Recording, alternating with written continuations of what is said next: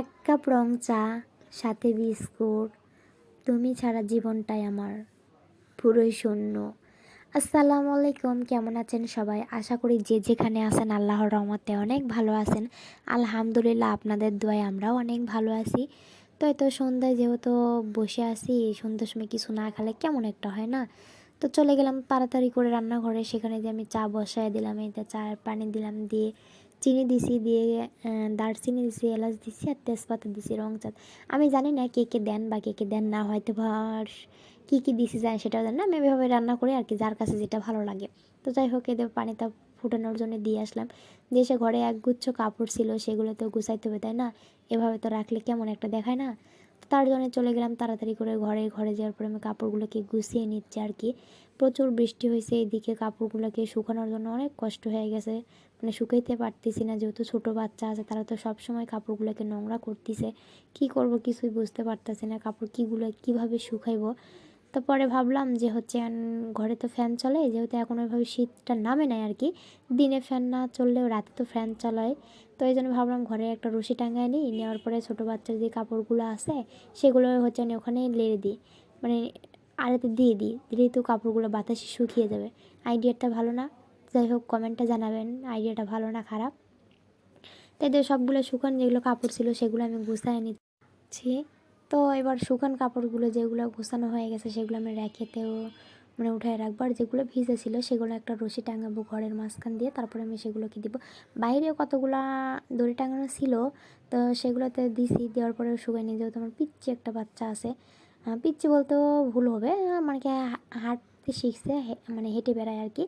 তো তার কাপড় চোপড়গুলো এখানে দিচ্ছি, যেহেতু ছোটো বোঝে না, তাই ওর কাপড়গুলো একটু বেশি নোংরা করে, আর হচ্ছে ভিজা, এই জন্যে যেহেতু ওর কাপড়গুলো বেশি লাগে, ছোটো সোল, এই জন্যে তার জন্য আমি ওর কাপড়গুলো এখানে টাঙানোর জন্য রশিটা টাঙাতে ভাবছি যে কোথায় টাঙাবো বুঝতে পারছি না। পরে দেখলাম এখানে তো একটা ইয়ে আছে, তো এখানেই দিই। তাই যে এবারে আমি এটাকে দড়িটা সেট করে নিচ্ছি।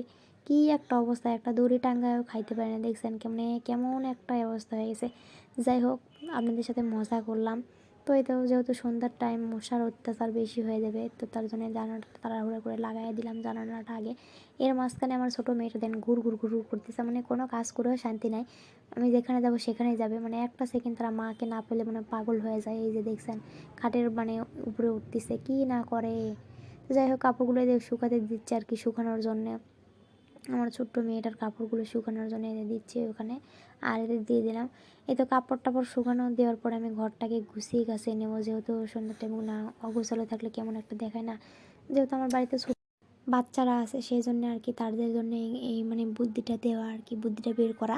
তো যাই হোক, আবার চলে আসলাম চায়ের কাছে, এসে দেখি চায়ের মানে বলক উঠছে, পানিটা ফুটে গেছে। তো তারপরে আমি হচ্ছে এখানে চায়ের পাতি দিয়ে দিলাম আর কি। দেখছেন কত সুন্দর বলক আইছে, মাশাল্লাহ, কালারটাও কিন্তু ভালো হয়েছে। যাই হোক, আপনারা রং চা খাইতে পছন্দ করেন না দুধ চা খাইতে পছন্দ করেন সেটা জানাবেন।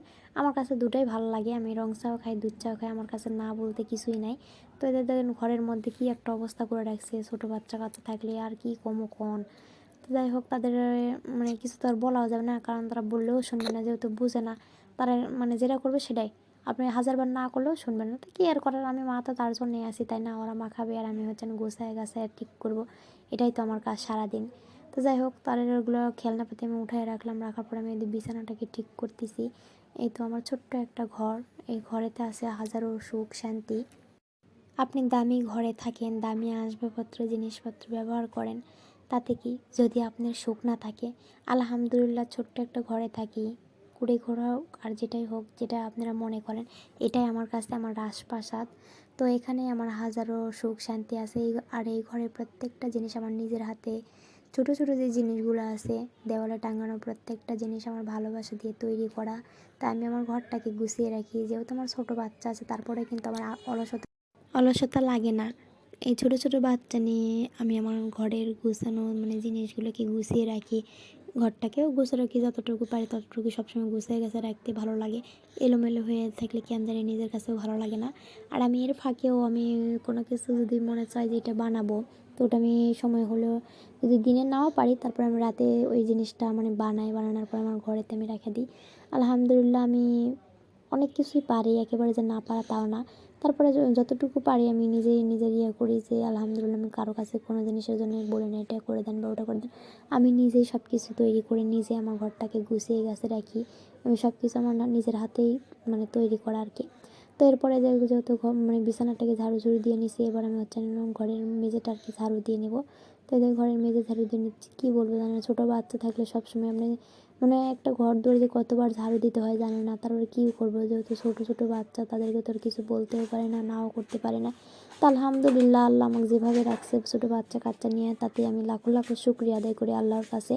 তো যাই হোক, এই যে এবার আমি ঘরটাকে ঝাড়ু দিয়ে নিচ্ছি। ঝাড়ু দেওয়ার পরে আমি চলে যাবো আবারও চায়ের কাছে, যে আমার চাটা হয়েছে নাকি সেটা দেখার জন্য চায়ের কাছে যাব। তো চাটা হয়ে গেলে আর কি সবাই মিলে বসে বসে খাবো আর কি। যেহেতু সন্ধ্যার সময় বসে বসে আছি, আর আমাদের বাড়িটাও একটু বাজারের সাথে, তো মনে হয় প্রতিদিন কিছু না কিছু খাই, তো এই জন্য একটা অভ্যাস হয়ে গেছে। কোনো কিছু না খেলে কেমন ধরে নিজের কাছেও ভালো লাগে না, বাচ্চা কাচ্চারাও শোনে না। তাই তো আমি আমার চাটাকে নিয়ে নিচ্ছি, ওদের চা ওদের দিয়ে দিছি সবাইকে, সবাই নিয়ে নিছে।